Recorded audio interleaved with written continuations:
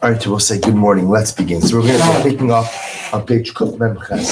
Do we have extra copies somewhere? You know what? We could always order someone. All right, so we're picking up on page Kuf Mem Ches. So the Mechaber now is about to transition actually to a very interesting topic, which is the topic of refuah, or the topic of illness, I should say, the topic of machala. So he says on Kuf Mem Ches, he says umimako sayach er pa'ich. When a person is sick, a person is ill, seriously, with some type of ailment, Rahman al-Islam, so a person ultimately finds themselves in a test of emunah. So again, what the Mechaber is pointing out here is the truth is nothing puts our faith to the test more than illness, than sickness. Because what's unique about sickness? What's unique about sickness is everything else that goes wrong in life, almost everything else that goes wrong in life, there's usually someone else you could blame. When I say blame, I don't mean not take any responsibility, but I mean you could see how it evolves because of someone else's behavior, someone else's decisions, someone else's actions. Illness comes from HaKadosh Baruch Hu, and that's clear. That's clear. It's clear because I can't blame it on anyone. Okay, sometimes you can blame it on certain lifestyle habits, but Lamais at the end of the day comes from HaKadosh Baruch Hu. Therefore, again, the Mechaber says, Adam ha'chola b'machla koshi rachman al-Islam, ne'im sava mevchan shel emunah. Illness poses the greatest test to our emunah. And by the way, as we know, here's the amazing part. Lav dafka, that we're talking about my own illness. Sometimes, again, the greatest test of emunah is that we hear of illness by other people, right? I hear about a terrible situation, a heartbreaking situation, and it tests our own personal emunah. Therefore, again, remember, the beautiful part that we've done is we've established 3 pillars of emunah. And therefore, again, a person has to reinforce, or a person has to stand on his 3 pillars. What are the 3 pillars? Aleph, alav ladas shashem asa osachola. It's important for a person to recognize that the Ribono Shel Olam has visited this sickness upon me. And even I just said in the last sentence that sometimes it could be a result of lifestyle factors. We always see this, and it's always interesting. Science obviously could explain a lot, but how interesting it is that sometimes you could have 2 people who lead identical, quote-unquote, identical lives, have the same type of lifestyle habits, yet one ends up in one direction, one ends up it's the chronic smoker who lives till 104 versus the other person who gets, lung cancer. Right? So the idea that Mechaber says is important when it comes to illness, that a person should recognize that it's HaKadosh Baruch Hu. That's number one. Obviously, again, remember, we take these lessons of emunah and we always lace them with doses of reality. Of course, we live in a world of cause and effect. So my lifestyle decisions will absolutely impact my health as well. But at the end of the day, the realities with which I live, the realities in which I find myself, are from HaKadosh Baruch Hu. That's number one. First pillar of emunah is everything comes from the Ribono Shel Olam. Base. Tzarach ladaz shazel tovas ha'nitzchis b'litin toda la'Hashem. The second, which again is a bit more complicated, is that a person has to realize that even illness is for my benefit. It's for my benefit, and I have to give thank you to HaKadosh Baruch Hu. Now, here's, by the way, where you see a little bit of Chasidus coming forward, right? This is, you see, the Mishnah, we're familiar with the Mishnah, Maseches Brachos. So the Mishnah says that Kashem Shem Mevarchen Ala Ra, Kach Mevarchen Ala Tova. The same way you bless HaKadosh Baruch Hu for the bad, you have to bless him for the good. And that's the order the Mishnah actually uses, which is interesting. So the idea is from a halakhic perspective. So the Gemara says, what does it mean to bless HaKadosh Baruch Hu for the bad? Because the Gemara is bothered by this concept that what do you mean I'm supposed to bless God for that which is bad? So the answer the Gemara says is what? Baruch Dayan Ha'emes. That at the end of the day, the Gemara says, I don't have to say necessarily a thank you to HaKadosh Baruch Hu for giving me negative things, or what I perceive to be negative things, but I have to accept the fact that it's from HaKadosh Baruch Hu. So the Mechaber here, and this is really quoting the idea of Rabbi Nachman, Baal Shem Tov HaKadosh, that it's not just an see Baruch Dayan Ha'emes is an acceptance. I accept the fact that HaKadosh Baruch Hu is the true judge. Everything comes from God. The Rebbe says, Rabbi Nachman says, it's quoting over from Rabbi Nachman, it's not enough just to go ahead and say, I accept, but rather, again, and this is a very high level, person has to get to the level where they say, thank you. Thank you. It's hard for us sometimes to recognize or to understand how exactly one is able to reach this particular level. But that's the yesod, to be able to reach a level where I don't just accept, but I say thank you, Ribono Shel Olam, for these circumstances. And Gimel, Alav lefashesh b'masav u'lechapis begin eza avon ba'alav achon. Now this statement is going to require an incredible amount of explanation. Literally translated, a person should search his deeds and to figure out what sin he committed that illness came upon him. Va'alav lashul b'tshuva. Then he has to do tshuva. Rak achar asa tshuva, and it's only after he does tshuva. As royalo hispale al Hashem yisbarach shirape osa mechol yom. That ultimately, again, only afterwards is it right. Only afterwards does he have the ability to daven to HaKadosh Baruch Hu that he should be healed from his illness. Now, what does this mean? Because this is an exceptionally dramatic and, to be honest, troubling statement. Because the Mechaber seems to indicate over here that all illness is a result of sin, is a result of avon, which, of course, we know is hashkafically incorrect. Meaning, first of all, we know the concept of the righteous suffering. We know the concept that not every negative thing that occurs is a function, ultimately, again, of sin. That there's a whole spectrum of the Ribono Shel Olam's cheshbonos. What the Mechaber says, and this is the third pillar of Emunah, is that everything that happens to me has a message. There is no such thing as a thing in life that occurs without an underlying message from the Ribono Shel Olam. So, if I am stricken with illness, if I get a parking ticket, if I win the lottery, if I get a raise, if I have a fight with my wife, whatever happens in life, there is something in there from going from most severe to least severe, or from least severe to most severe. Right? The idea is there's a message from the Ribono Shel Olam in that. There's a message in that. Now, what is the message? What is HaKadosh Baruch Hu trying to tell me? I want to tell you something. I was thinking a lot about this over our Gana Emunah Ben Azmanim. And, this is, to me, an overwhelming and very heavy concept. Because what this last pillar of Emunah says is that I have to find the meaning, a divine message in every single thing that occurs to me. Every single thing that occurs is a message from the Ribono Shel Olam, which, by the way, if you think about it, is just a mind-blowing idea. It means that there's meaning in everything, and it means, mamish, like every event that occurs, big and small, is some type of transmission. It's a message from HaKadosh Baruch Hu that I have to intuit. Now, of course, the difficult part in life is knowing how to intuit the divine messages, knowing what HaKadosh Baruch Hu is saying, and recognizing that sometimes I may get it right, sometimes I won't get it right, but my job is to search out the message. So therefore, he says over here in this particular context, when a person is stricken by illness, so does it mean that the illness comes about because of a sin? So the Mechaber can't say that. No one could say that. What he says is, I know one thing for sure, which is, it's not random. It's not random. It's not just the shot that I got sick, just happened to be me. I was in the wrong place, wrong time. That's for sure. We'll say I have to understand something. That's apikarsis. That's apikarsis. To think that something happened to me just random. Whatever this stuff happens, so this happened to me. We'll say that's a lack of emunah and hashgacha pratis, of divine providence. On the flip side, to say if something negative happens, I did something bad, God is punishing me, that's also a lack of understanding and appreciation of HaKadosh Baruch Hu. So we try to find this hashkafic middle ground. This middle ground that says, at the end of the day, I recognize that everything that occurs is meaningful. Everything that occurs comes from HaKadosh Baruch Hu. It is my job to find the message. Doesn't mean that I've sinned. Doesn't mean that I've committed an avera. Doesn't mean that I've done something bad. Maybe yes, maybe no. But at the end of the day, I have to try to figure out what the deeper meaning in this situation is. So we'll stop over here. We'll pick up bottom of page Kuf Mem Ches Emir Tashem tomorrow. Shkoyach.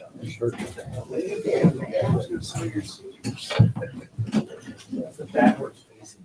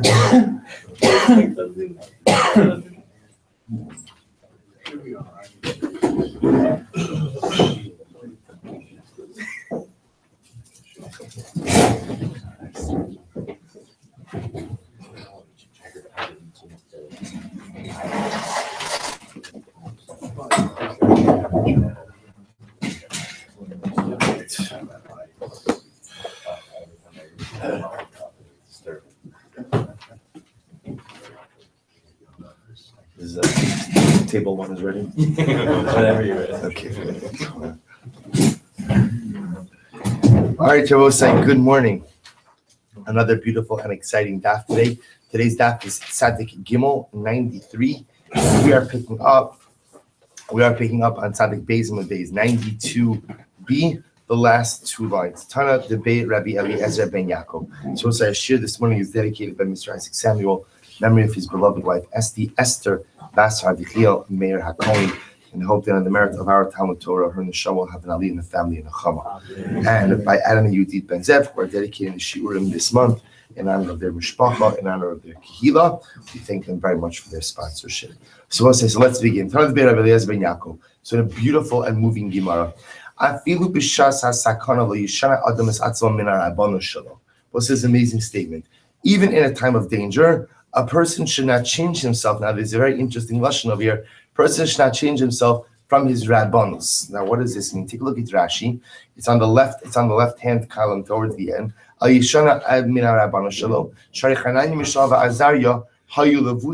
day tifarton kishahushlechu lekivshan.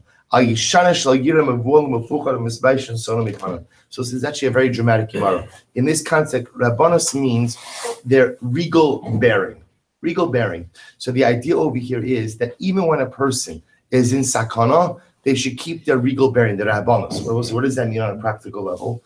What it means is that a person should keep their composure even under difficult circumstances. Where do we learn this from? Shene Emar, Badon Gabriya Allah Kafsa Besar Belayon, Pashtem Vekabalason. So according over here from Daniel, the Gemara says that Hananiah, Mishael, and Azariah, even when they were thrown into the Kivshan Aish, they wore their royal garments.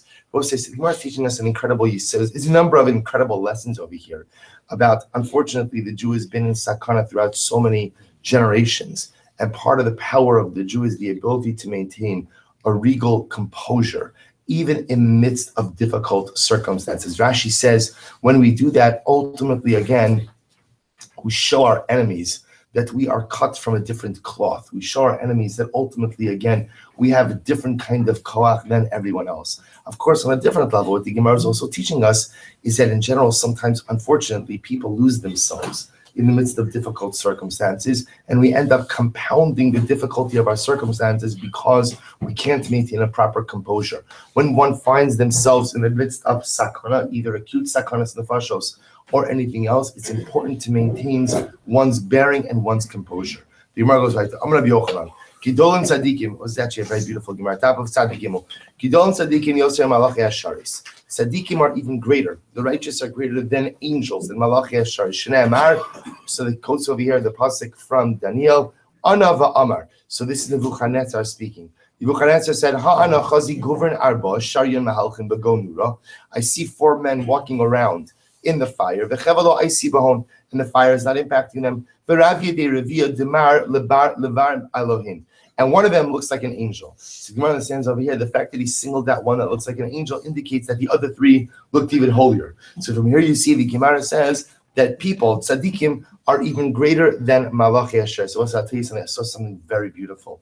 That in the Sefer Moshe and Shal Yisrael, he quotes over here from the Satmar Rebbe. So on the Yom, so this actually just happened. He says, Belel Yom Tov Shal Sukkis, Shechal Belel Shabbos Kodesh. When Sukkis fell out, it's not just Sukkis, it's any Yom Tov, fell out on Shabbos Kodesh. So the Rebbe would say, Tivu Ushpizin Elohim, Kodin Shamar Achar Shalom Aleichem. So it was the minute by the Satmar Rebbe that they would say, there's differences of opinion as to whether or not you say Shalom Aleichem when Shabbos and Yom Tov coincide. So, for example, salvation, many of us felt you don't have to say Shalom Aleichem because Yom Tov already puts you in a state of Aliyah L'Regel. You don't have to welcome the Malachim into your home because you're already by the Mikdash. Sometimes I would say Shalom Aleichem, but amazingly enough, he would first say Ushpizin before he would go ahead and say Shalom Aleichem. And why? Va'amar davar nechma b'tayim demilsa ki anan kaimalon gidolim tzadikim yoser mimalachi hasharis. So beautiful. He says, since the Gemara Paskins that tzadikim are even greater than malachim, therefore what? He would recite the Ushpizin, welcoming the malachim, welcoming the tzadikim, before he would recite Shalom Aleichem, welcoming malachim. Quite beautiful. When another amazing Gemara, one amazing Gemara after the next. When Chananya, Mishael, and Azariah came out of the furnace, right? Nebuchadnezzar threw them in. Miraculously, they came out. So the Gentiles, nations of the world, came and gave a pachin panim. You gave a smack to the Klal Yisrael. Now, Sonei Yisrael refers to Jews who are sinners. So they came and they gave Musar to the Jews who sinned, and they said, "Amar lahem yesh lachem elokah kazeh va'ata mishtachavim letzelem." So listen to this: when the nations of the world saw that God, the Rebbe Shalom, had saved Hanani, Mishael, and Azariah, so the nations of the world come. They give a pachin panim to the Jews who are worshiping Avodah Zarah. They say, "What's the matter with you? You have a God who can do this, and you're worshiping idolatry." Incredible, getting Musa from the Gentiles. Immediately they said, "L'cha Hashem atzedakah, v'lanu boshes hapanim, kayom hazeh." So immediately they said, "Ribbono shel olam, you are the righteous one, and we are embarrassed." Amar Rabbi Shmuel Silber, Rabbi Yonasan, Mai dichsiv amarti aleh betamar ochza b'san sanav. So what's the meaning of the pasuk Rabbi say from Shir HaShirim? Amarti aleh betamar, I said that I will ascend the palm tree. Ochza b'san sanav, but I only end up grabbing the branches. So the Gemara says, Amarti aleh betamar. When it says I will go up the palm tree, so what does that refer to? Elu Yisrael. This refers to Klal Yisrael. Va'achshav lo Allah ebiyadi ela sanson echad shel Hanani, Mishael, ben Azariah. So the Rebbe Shalom is lamenting. I thought all of Klal Yisrael was going to be holy.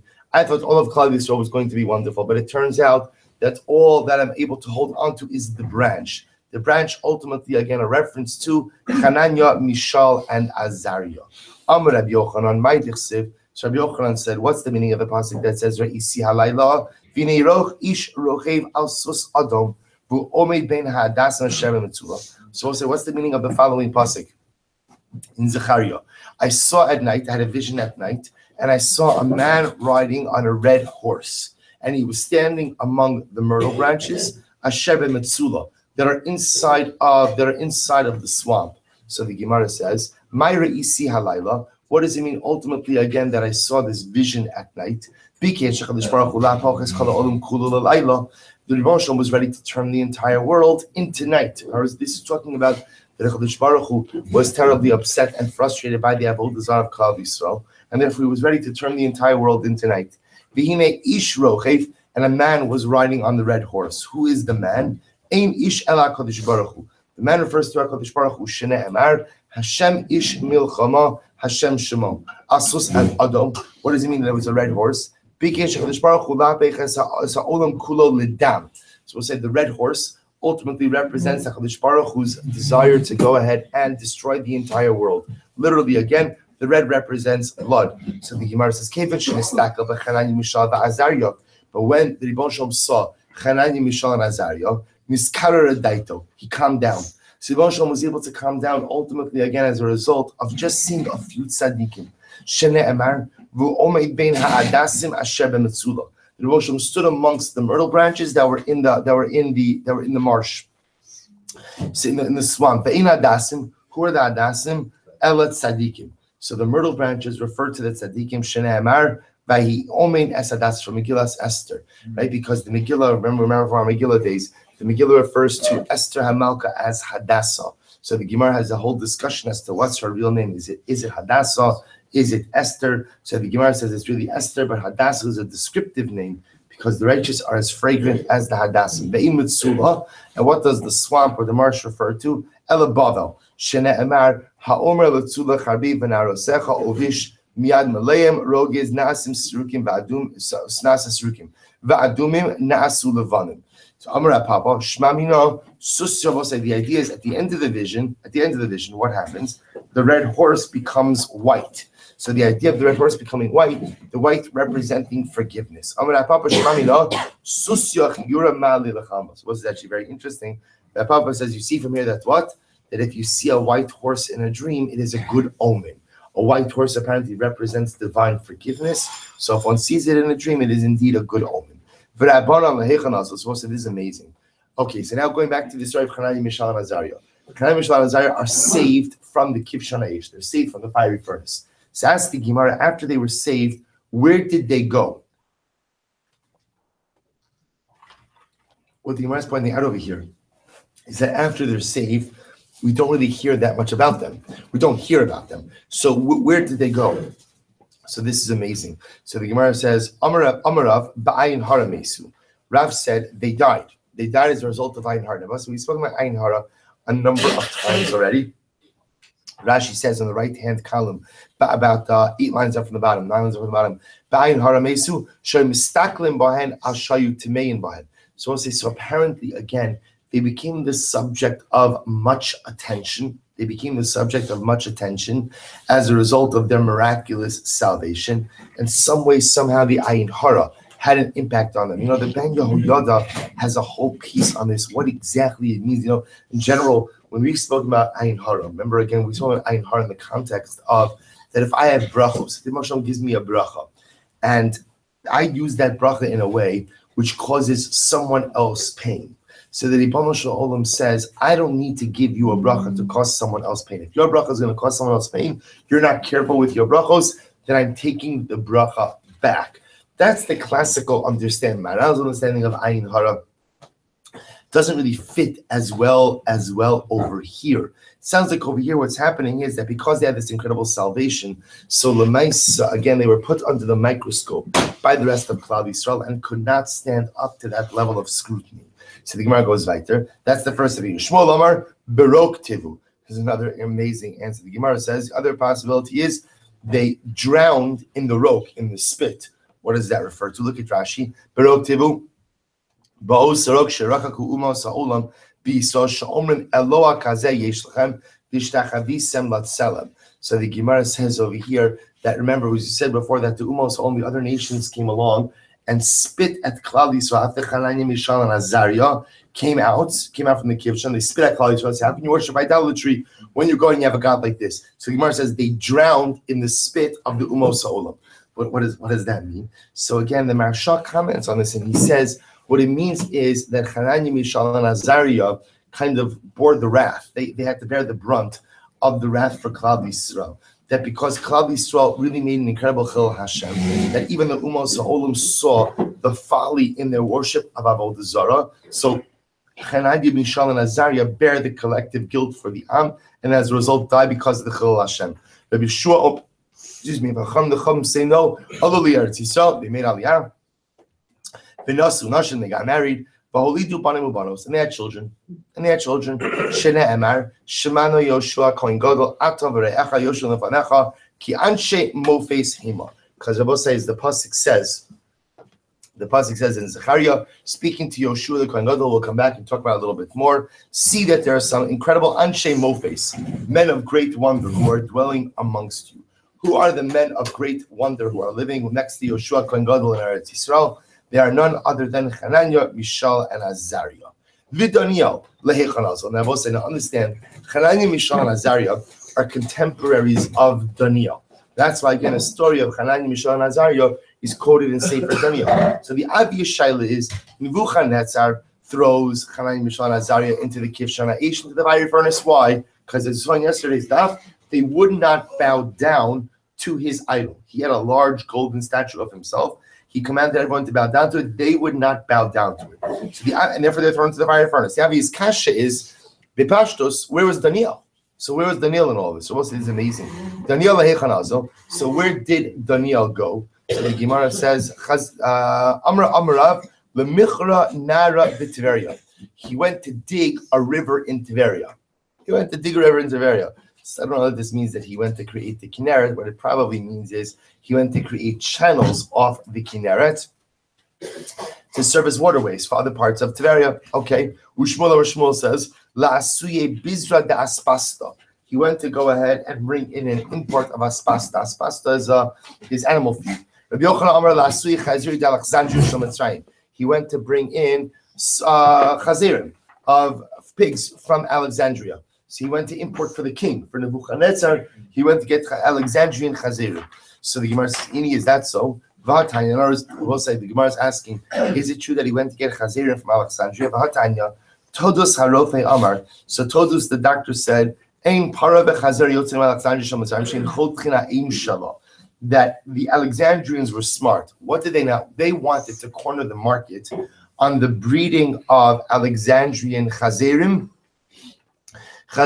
and cows. Chazerim and cows. So what would they do? Literally means chot chanaim. They would cut the uterus. They would make sure that anything that they exported was unable to bear children. This way, again, they would corner the market on Alexandrian chazerim and paros. So the Gemara says, so how could it be that Daniel went ahead and was able to export Alexandrian chazerim to breed them in Babel? To which the Gemara says, Zutri Aisi below Datayu.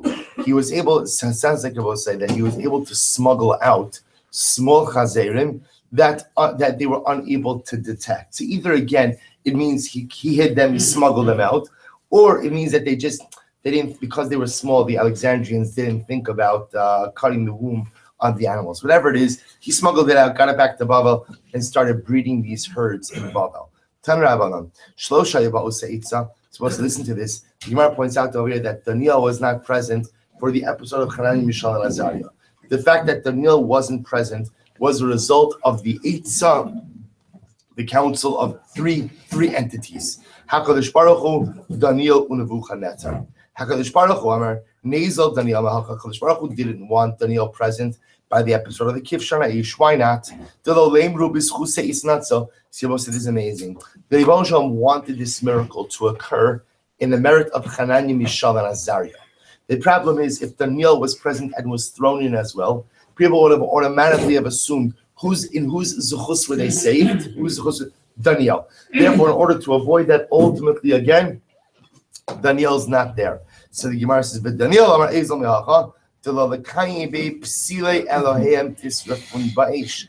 Daniel said, I should leave here in order that they not fulfill through me that you should destroy their gods with fire. Now, both sides, to explain this, we're going to have to introduce the next dynamic. The Gemara says something amazing over here, which is that apparently we're going to see Nebuchadnezzar worship Daniel as a god. Worship Daniel as a god. Good morning, Mr. Schoenfeld. Worship Daniel as a god. So Daniel, look at Rashi just a moment ago. Said he's in the left-hand column, about midway down. To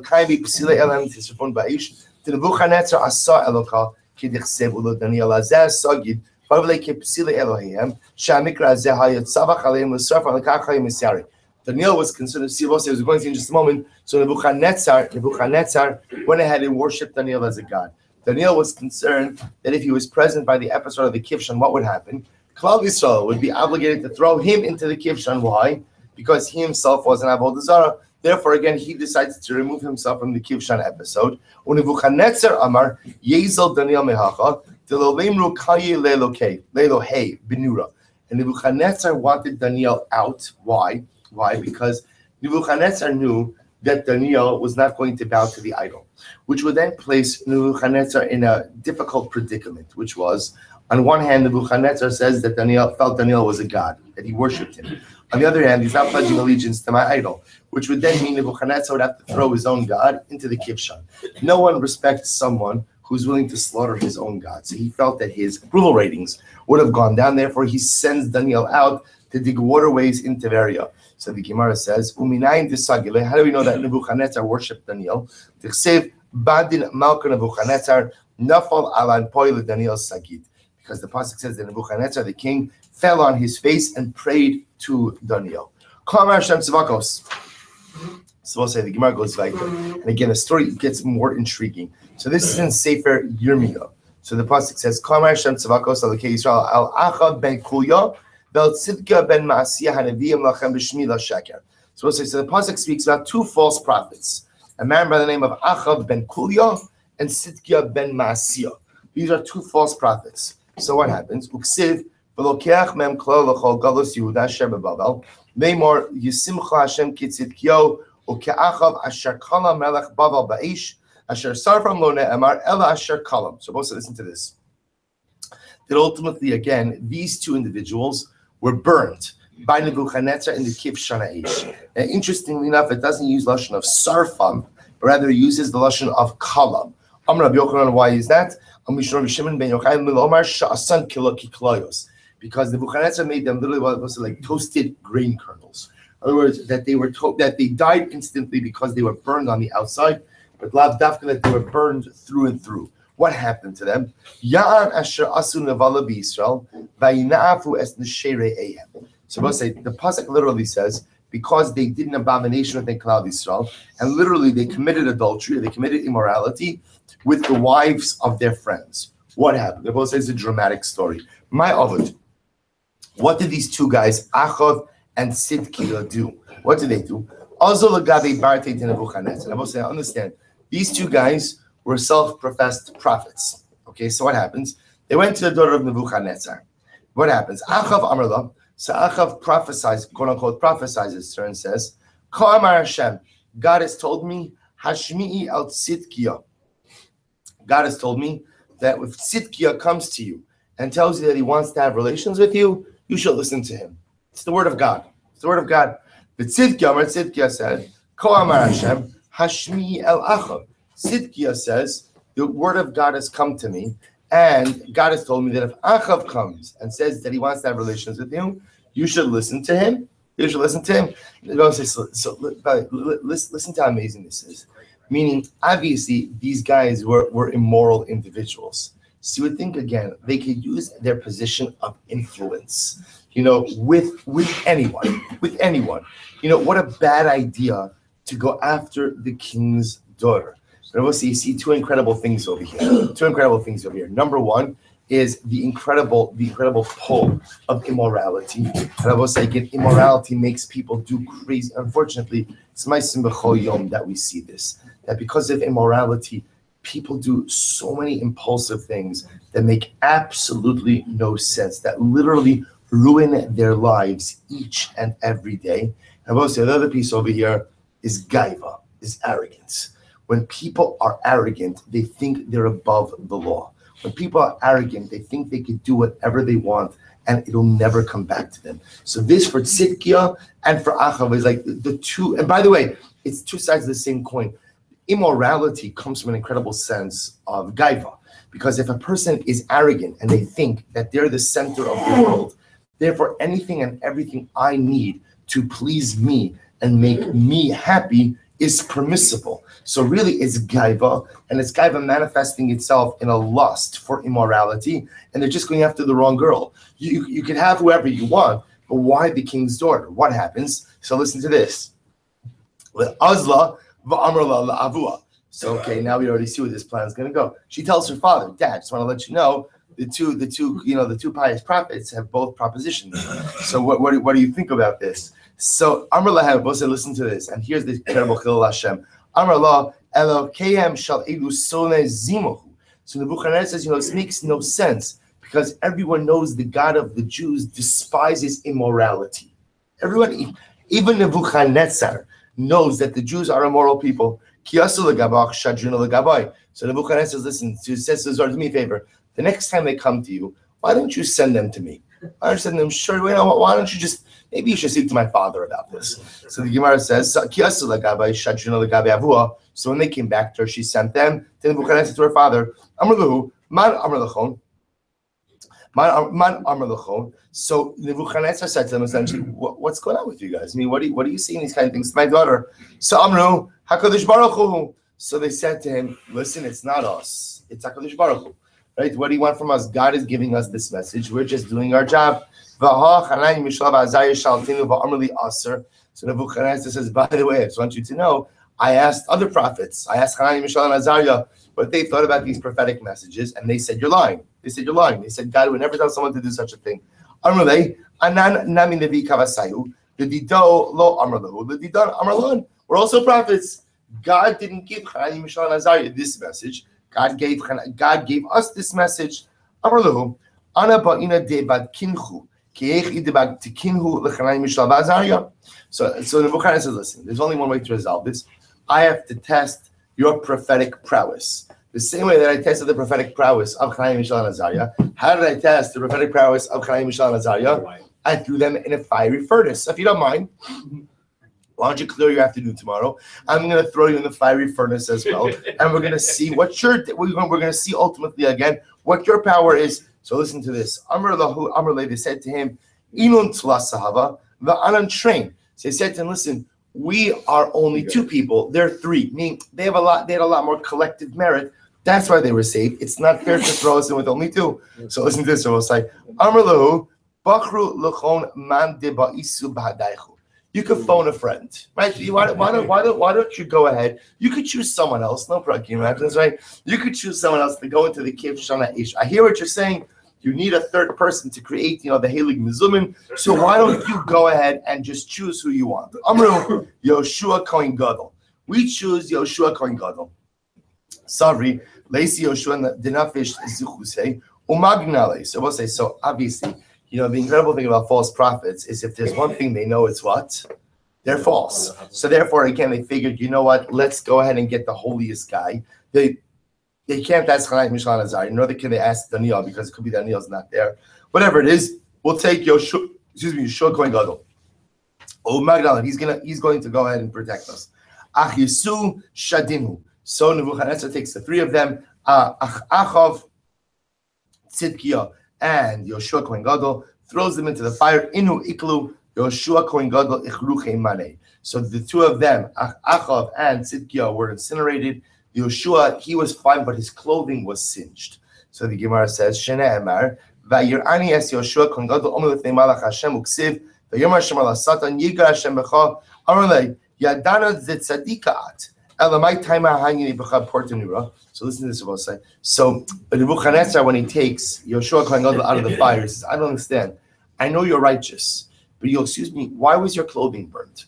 He says, after Hanani, Mishael, Azariah, lo ahani behu klau. So I just want to tell you, when Hanani, Mishael, and Azariah thrown into the Kivshon, not only were they not burnt, their clothing was unharmed as well, but yet you, Yoshua Kohen Gadol, why is it that you're... Nebuchadnezzar understood that on one hand, to be saved meant he was righteous, but the fact that his clothing was singed indicated that there was something there. So Yoshua Kohen Gadol has to deflect the question. Amarle, inu tlasahavu anachad. So Yoshua Kohen Gadol says, listen, there were three righteous men together. So their collective merit saved them in totality. I was one righteous man, along with two false prophets. I'm lucky I was able to get out of there alive. Amarle, vaha Avram Yochid. And Nebuchadnezzar won't stop. Nebuchadnezzar won't say Avram Avinu was a Yochid, and yet he was saved. Meaning, again, this is a reference ultimately to when Avram is thrown into the furnace of Nimrod. So again, Avram was a Yochid and he was saved. So the Gemara says, Hasam lo habi rishon b'hadei v'lo esyar v'shus l'nura. Hachav rishon b'hadei v'esyar v'shus l'nura. So I say, to which Yoshua Kohen Gadol responds, Avram Avinu he was one, but there were no other Rishaim with me. You have to understand, I was thrown in with two Rishaim, which ultimately, again, offset some of my righteousness. Hamri ani damri inshin, this is what people say. Trei udi yeveshi, if you have two wooden logs, v'chad retiva, and one that's moist, oktan yevishi l'retiva. Ultimately, again, as much as the moist one cannot ignite, but with enough time, the fire of the two dry ones ultimately will ignite. The owners will say, that when you are outnumbered, so ultimately, again, the rove has an impact on you. So again, the tzaddik might be a tzaddik, but when he's with two other Rishaim, ultimately, again, that's going to have an impact. So the Gemara says, by the way, so the Gemara understands that this was not the real reason. The Gemara, all right, so Yoshua Kohen Gadol has to give an answer to Nebuchadnezzar. But the Gemara says, no, my time, why is it in fact that Yoshua Kohen Gadol was in fact not punished is the wrong word, but why was it that obviously we'll say, if you're righteous enough to be saved from a fiery furnace, then what? Your clothing should come out like pressed. Not only singed, like meaning it doesn't make sense. If you're righteous enough to be saved, then you have to go. What did you? So obviously there was something Yoshua Kalevos. Listen to this. This is amazing. Amar Papa Shahayubanav no sin nashim she'inan hagunas laguna. So Yoshua Kalevos is a Kohen. His sons married women who were not fit for the kuna. Now I will say, whether this means that mamish that they were psulos, agrusha, whoever else, or just that they were genealogical questions, they married women who they should not marry. Below micha bahen, and Yoshua Kohen Gadol did not say anything to them. I will say this is an incredible Gemara. I think we often live in a time where sometimes societal conventional wisdom is, don't parent too much. Don't parent too much. Especially now, the great fear is if you tell your children what to do, they're going to go off the derech. Somehow, if I'm a parent and I tell my kid, no, you can't do it, you're going to go off the derech. I say, the greatest travesty is when a parent sees their child doing something wrong and they don't step in. I don't mean like chas v'shalom, my friend. That's obviously, we all step in with that. Let's say if we see things that our children are doing wrong, if we see midos that they have that are not good, if we see them not towing the line, if we see them not doing the things that they should be doing, it's important to step in, because then parents wake up years later and they're I can't believe, I'm sad that my child did this. Well, where were you 10 years ago? Right? Where were you when they were 10, 11, 12, 13, 15? From where did you think that parental obligation to step in and to stop kids from doing negative things? It's not a parent's job to be a friend.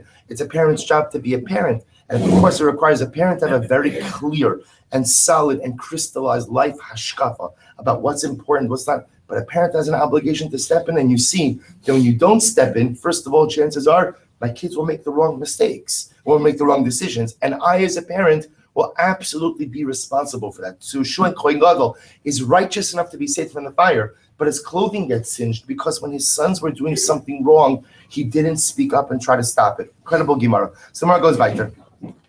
Amar Rabbi Tanchum, Darash bar Kafra b'tzipori, ma'itich siv, sheisha se'orim ha'ela nasalni. So we'll say Megillas Rus. So again, Boaz, when Rus comes to the granary, so Boaz gives her 6 barleys. So the Gemara says, "My sheish hasorim." What does this mean? 6 barleys. If he's literally means 6 stalks of barley. No one gives 6. What can you do with 6 stalks of barley? Absolutely nothing. So what's the pshat? On the base, Elo sheish sein. So maybe we'll say he gave her 6 sons. I will say 6. That is a lot of barley.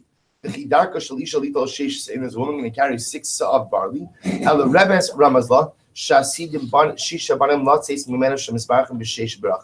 So we'll say rather the giving of the 6 barleys was symbolic. What was it symbolic of?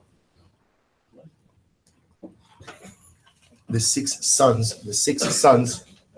who would come from her, who would be blessed in incredible ways. So we'll say, listen to this, yichus. And who are the 6 sons who come from Rus ve'eluhein, David, Mashiach, Daniel, Hananiah, Mishael, Va'azariah.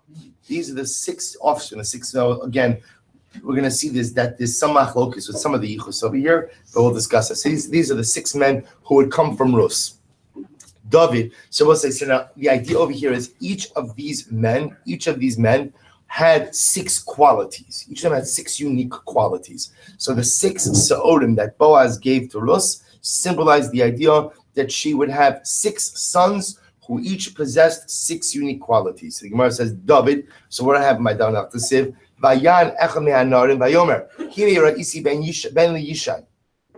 I saw son of Yishai, Beis Alachmi from Beis Lachem, Yodea Nogin, he knows how to compose music. Gibor Chayil, he's strong. Ishmael Chama, man of war. Navon, he's understanding. Navon Davar, V'ishtoar, and he's handsome. Hashem Imon, God is with him. So both say, see in this pasuk 6 different qualities. So listen to this. This pasuk was said by Doeg HaEdomi. Doeg is one of the most trusted advisors of Shaul, who was a man who had incredible potential, but did some really, really bad things. And the Gemara says over here, when he says this pasuk to Shaul, his entire point is to create jealousy from Shaul to David. How does he create jealousy? Listen to this. So the Gemara says, Yodeh Nagin. So each of these things means something a little bit different. What does it mean? That he knew ultimately, again, how to compose music. She Yodeh Lishal. He knows how to ask good questions in learning. What's right? A good shayla, a good kasha is like music. It's like music. Gibor, he's strong. She Yodeh Lahashib. He knows how to answer complex questions. Ish Milchama, he's a man of war. She Yodeh Lisa Belite B'Milchamta Shel Torah. He knows how to go ahead and give and take in the war of Torah. Ish Toar, he's a handsome man. Shemare panim b'halacha. He knows how to go ahead and give off the right answer in halacha. V'novon davar shemevi davar mitoch davar. He understands one thing from something else. V'Hashem imo, God is with him. Shalocha kimosa b'chol makom. The halacha always follows David HaMelech in the base medrash. So we'll say the Gemara says. So Doeg is saying all of this to show in an effort to stoke Shaul's jealousy over David, to essentially paint the picture of David as being greater than Shaul. So again, Shaul's jealousy was not aroused because again he said to Doeg, my son Yonasan has all of these same qualities as well. So we'll say the idea over here is that Doeg is already trying to paint young David as a threat to the continuity of Shaul's reign. So Shaul is not threatened because he says, my son, Yonasan, has all of these same qualities. Kevan da Amr Le Vashem Imo. But once Doeg said that God is with David, Milsa de Bidide Nami Lahabar and Vashem Imo, the Gemara understood to mean what? That the halacha always follows David HaMelech in the base medrash. That was a quality that even Shaul himself did not possess. Chalash daite v'iknie be the Shaul. And ultimately, again, and Shaul becomes very jealous of David HaMelech. Why? Because by Shaul it says, literally it means everywhere that Shaul turned, he condemned. Yashia. What it means is he conquered. By David use a different lashon, a positive lashon. Wherever David turned, ultimately, again, he was matzliach. So ultimately, again, we see that the 6 qualities that are espoused by Doeg were espoused as a form of lashon hara, ultimately, again, to stoke the fires of jealousy from Shaul to David. So, the Doeg, how do we know the Gemara says that this was Doeg? Ksiv hacha, it says over here, Vayan echad mehana arim. So it says over here that one of the lads said, Miyuchad shebin arim.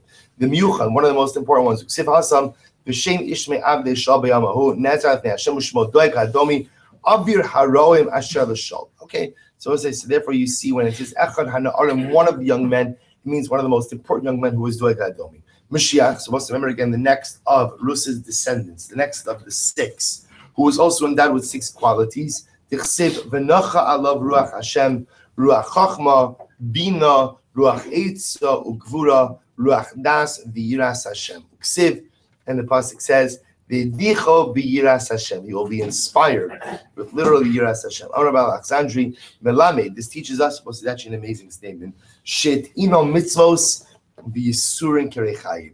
It teaches us ultimately again that Mashiach will be saddled with mitzvos and suffering like Rechaim, like a mill. I will say, what does this mean?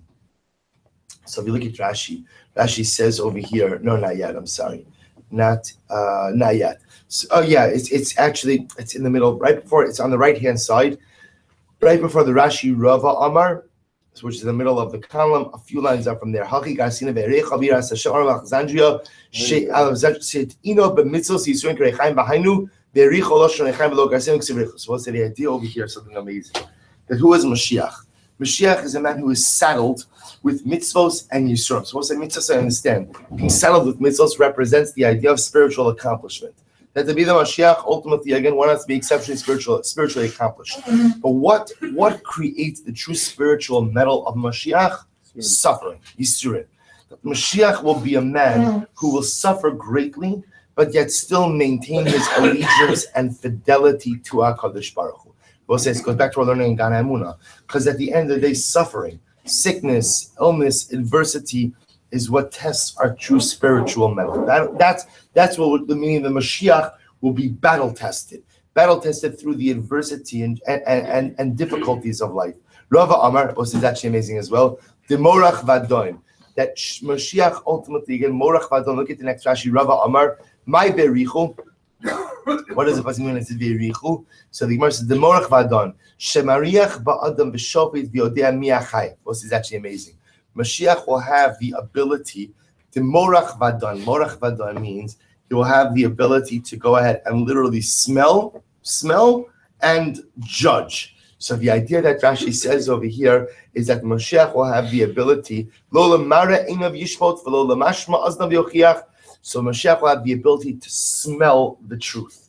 He'll have the ability, literally, the Morach, to smell the truth, and he'll be able to chsiv, he will not judge based on what he sees. Let's listen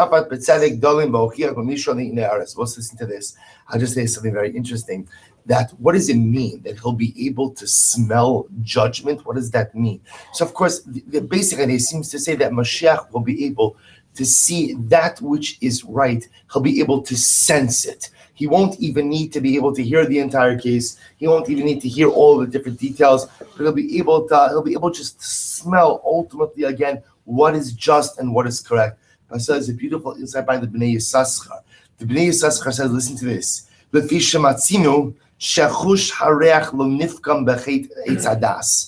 sides, its scent is the only sense which was not impacted by Adam Harishon's sin. Both sides, that's why, again, on Matzah Shabbos, one of the reasons we use B'samim is because scent is the one sense which is able to awaken the soul because it was never corrupted. Every other sense was corrupted as a result, ultimately, of the Eitz Das Torah, the Chit of Adam Harishon. Scent was the only one. Adam Harishon, so he goes on. The idea over here is that Mashiach is someone who has a little bit of that original purity left in him. His sense of scent, he's able to draw on that untarnished sense of scent. He's able to draw on that uncorrupted koach ha'eden to be able to find kedusha in the soul. Let's listen to this next ma'isa. Bar Koziva, Malach Tartin Shnim, man by the name of Bar Koziva. Now, both Rashi says there is Bar Koziva, Mimalche Hordus Hava. He was a descendant of Herod. So Bar Koziva, see, he reigned for 2.5 years. He said to the rabbis, I am Mashiach. Amrulay, but Mashiach siv demarch vadon. So Mashiach has this incredible ability to smell justice. So let's test you. Anan imorach vadon. So the Gemara says, I'm sorry. Kevan dechsiv demarch vadon nechsi anan imorach vadon. Kevan dechazim delomarach vadon katluhu. So we'll say, so they tested Bar Koziva. He wasn't able to smell justice, and they killed him. Now we'll say, now this is very intriguing because Bar Koziva is often identified as who? As Bar Kochva.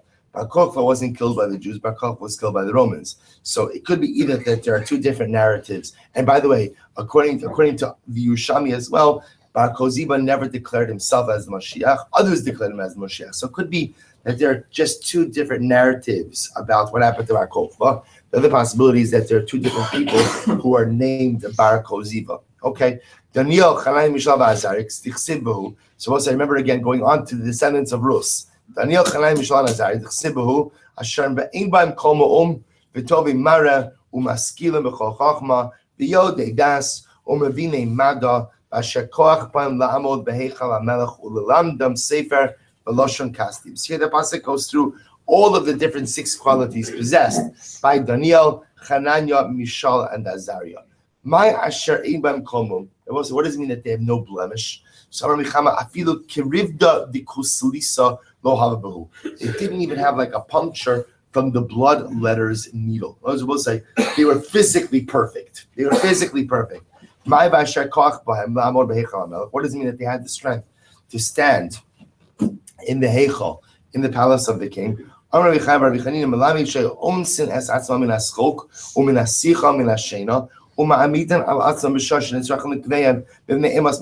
it means is when they were in front of the king, they would not engage in schok, in levity, sicha, frivolous conversation, sleep, and they wouldn't even allow themselves to go to the bathroom when in the presence of the king. So the Gemara says, Daniel, Hananiah, Mishael, and Azariah, and they were from amongst the men of Yehuda. Daniel, Chanai, Mishal, Azariah, which also makes it sound like all of them are descendants from Yehuda. Amr Rabbi Lazar, Kulam Mibnei Yehuda, they were all descendants of Yehuda. Rabbi Shmuel Bar Nachmani, Amr Daniel Mibnei Yehuda, Chanai, Mishal, Azariah, Mishal Shvatim. Others say no, Daniel was from the Shevet of Yehuda, but Chanai, Mishal, and Azariah, they were from other Shvatim. Umi Banecha. So the pasuk over here quotes from Yeshaya, Umi Banecha sheyetzu mimcha asher told yikhu v'hayu sarisim behecha melech bava. So both say this was actually said ultimately again to King Chizkiah. When King Chizkiah was taken captive, so the Navi tells him that your sons will be taken ultimately again as sarisim in the Heichal, in the palace of the king. My sarisim, remember, Hanani, Mishal, and Azariah are descendants of King Chizkiah. So what does it mean when it says that they were sarisim? Rav Amar sarisim mamish. They both say saris. So Rav says it means little sarisim. They both say, what's a saris? A saris is a eunuch, someone who is castrated by the king. Take a look at the left-hand side of Rashi. Sarisim mamish shesirsu l'chanani mishal v'Azariah shekein the derech mishal malachim l'saris es adam k'dish lo yisa isha v'yeponim la'avodas hamelach. So listen to this. So some say that Nebuchadnezzar literally made Hanani, Mishael, and Azariah into sarisim. He castrated them. Why would the king castrate people? Because it was that he wanted devoted servants who would not go and devote time to family on their own. So some say that Mamish made Hanani, Mishael, and Azariah sarisim. Rav Amar sarisim mamish, sarisim mamish. Rabbi Chanina Amar shenistarsa avodazara b'yameim. Others says it calls them sarisim. Why? Because literally they castrated idolatry in their days. And I was about to say that in their days, especially after the episode of the Kivshan Aish, so idolatry was castrated, so to speak. There was no more koach to idolatry anymore. So according to Binu says that Avodah Zarah was castrated in their days. Because what that's how the pasuk says that there was no bodily injury to be found on them. So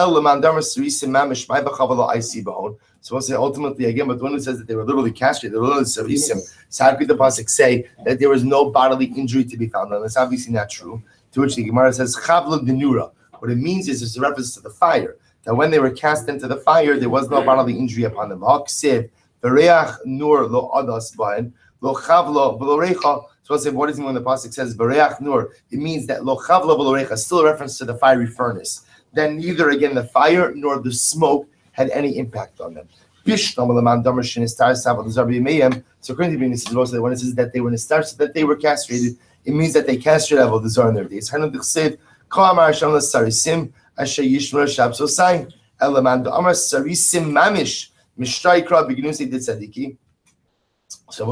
to the opinion who says that they were literally castrated, why would HaKadosh Baruch Hu refer to them like that? Why did HaKadosh Baruch Hu publicize their degradation? To which the Gemara says, Havaha Havabuhu. That HaKadosh say you'd have to say that both, according to that opinion, Saris means both someone who's actually castrated as well as what? As well as someone ultimately again who castrated Avodah Zarah during his days. Right? So we'll stop over here for today. We'll pick up Emirat Hashem. We're just in the middle of the Hanani, Mishal, and Azariah narrative.